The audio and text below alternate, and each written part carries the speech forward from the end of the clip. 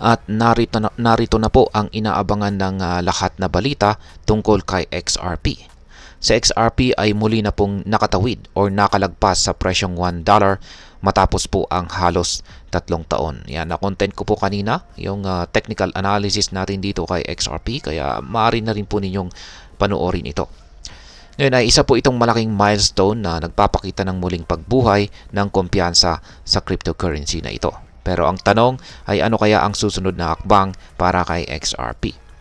At ayan, bago po tayo magpatuloy ay nais ko lamang po munang bigyang linaw ang aking disclaimer kung saan ang nilalaman po ng video na ito ay hindi po ito isang financial advice. For education and information purposes lamang po ang layunin nito. Ngayon ay bakit nga ba mahalaga na umabot sa XRP sa presyong $1? Ang $1 po na presyo kasi ay isang psychological milestone. Hindi lamang para sa mga XRP holders kundi pati na rin sa kabuuan ng crypto market. Ang huling pagkakataon po na nakita ang ganitong presyo ay noong pang mga taong 2021, buwan po ng December. Ito po ay bago bumagsak mula sa peak price nito na $1.96 noong April 2021. Yan, parehong taon na rin. Ngayon ay ang pag-abot po muli ni XRP sa presyong $1 ay may tatlong pangunahing kahulugan. Unang-una ay yung pagbabalik ng kumpiyansa. Ang pag-surge sa presyo ay indikasyon po ng mas malawak na suporta mula sa market participants at saka investors. Pangalawa ay launchpad para sa paglago ni XRP. Yan, or magsisilbing ito yung parang magtutulak or kung saan po siya kukuha ng buwelo. Kaya ayon po sa mga analyst, ang $1 na presyo ay nagsisilbing bagong baseline o launchpad para maabot ni XRP ang mas mataas pang presyo tulad po ng $1.35 o kahit ang dating all-time high nito na $3.31. At syempre, ang pangatlo ay ang paglago ng market cap ni XRP. Sa kasalukuyan ay umabot na sa $59 billion ang market cap ni XRP na nagbibigay dito para masungkit niya ang ika-6 na pwesto sa pinakamalaking crypto assets. Ngayon ay ano nga ba ang nangyari sa presyo ni XRP? Matapos po ang mabagal na simula ng bull run noong linggo ng November, buwan ng November, ay nagsimulang makabawi si XRP. Kaya meron po tayong tatlong mga mahalagang milestone na nakamit ni XRP dito. Noong November 13 ay nagkaroon po siya ng bagyang pullback. Yan, negative 1.94% yung kanyang negative pullback. Ngunit bumalik agad po ang kanyang momentum.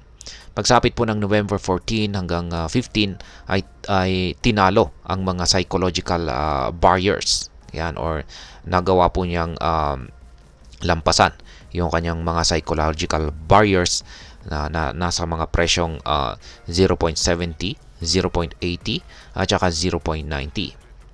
At November 16, kahapon na lamang, kahapon po yan, sa wakas ay umabot na po sa presyong $1.02 itong si XRP, kung saan ay meron po siyang naranasang 14.72 na pag-angat sa loob lamang ng isang araw. Sa ngayon, ang susunod na target price ni XRP ay nasa $1.2. Ngunit kailangan muna nitong panatilihin ang kanyang presence sa itaas ng $1. Kung magpatuloy po ang momentum, posibleng maabot ni XRP ang Fibonacci level na 1.618 at kung saan ay yan po ay katapat ng $1.34. At kung pag magtuloy-tuloy ito ay patungo po ito sa presyong $2 o higit pa. Ngayon ay ano naman po ang posibleng risk at saka reward natin dito. Yan, unahin po natin sa risk. Unang-una ay syempre nandyan po yung volatility. Kaya mapapansin po natin malalaki yung mga nabubuong mga candlesticks. Ang mabilis po na pag-akyat ay posibleng magdulot po ito ng pullback. Kung bumaba po muli ang presyo, maaring maglaro ito sa mga presyong 0.90 o baka mas mababa pa. Yan, at maliban dito ay ang regulatory concerns. Bagamat maganda po ang takbo ni XRP, nakaamba pa rin ang epekto ng patuloy na usapin sa SEC.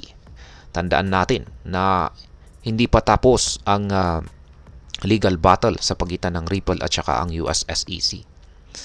Yan, dito naman sa reward ay syempre, unang-una, nandyan po yung massive gains. Kung magtutuloy-tuloy ang bullish momentum na nararanasan nitong si XRP, ay malaki po ang potential ni XRP na maabot ang presyong $2 or higit pa. At maliban dito ay ang market leadership. Si XRP ay muling nagpapakita ng kakayahang maging isa sa mga pangunahing players sa crypto market. Ngayon ay ano naman kaya ang maaring maging epekto nito para sa atin bilang mga Pinoy crypto traders or investors ni XRP? At masasabi ko pong merong mga tatlong bagay na posibleng maging epekto nito. Unang-una ay pagkakataon syempre para magkaroon ng profit or para kumita. Para sa mga Pilipino na nag-hold or may holdings na XRP, ang breakout na ito ay isang malaking pagkakataon para kumita. Gayunpaman, mahalaga po ang tamang timing sa pagbili at pagbebenta upang maiwasan ang pagkalugi. Yan, ngayon ay oras na po para makapag-take profit. Pero mukhang iwasan po natin na bumili. Ayan, hindi po ito oras para bumili or mag-FOMO.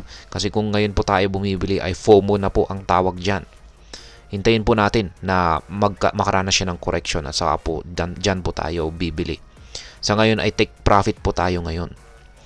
Yan, pangalawa ay mas ligtas na kumpiyansa sa crypto investment. Ang ganitong milestone ay nagbibigay po ng signal na buhay ang crypto market.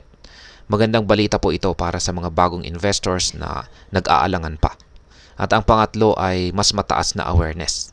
Ang balitang ito ay maaring magdulot po ng mas malawak na kaalaman tungkol sa cryptocurrency kung saan ay tumutulong po sa mas maraming Pilipino na sumubok sa space na ito. Ngayon ay ano naman po ang aking masasabi tungkol dito. Ang pagkamit po ni XRP sa presyong $1 ay isang napakalagang pangyayari. Hindi lamang para kay Ripple, kundi pati na rin sa buong crypto industry.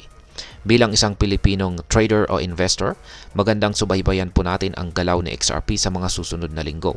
Ito po ang tamang panahon upang masuri kung ito ba ang tamang investment para sa ating financial goals. Paalala lang, ang crypto trading ay may kaakibat po na risk. Siguraduhin mag-research muna at magplano ng maayos bago po tayo mag-invest. At ayan, hanggang dito na lamang po tayo sa video na ito mga ka-crypto. Sana po ay inyong nagustuhan ang aking paliwanag sa video na ito. Kung inyo po itong nagustuhan, pakiclick lamang po ang like button nito. Marami pong salamat sa panonood. Ingat po tayo lagi at God bless po sa ating lahat.